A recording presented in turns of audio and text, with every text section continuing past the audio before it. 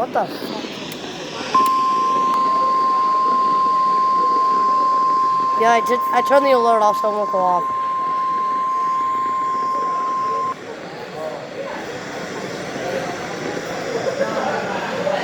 The National Weather Service in Chanhassen, Minnesota has issued a warning alarm on 13 weather radio stations across central and southern Minnesota and west central Wisconsin. During dangerous weather situations, these specially built radios are automatically activated to warn for the hazard. Tests of these radios are normally conducted by the National Weather Service in Chanhassen every Wednesday at 1 p.m.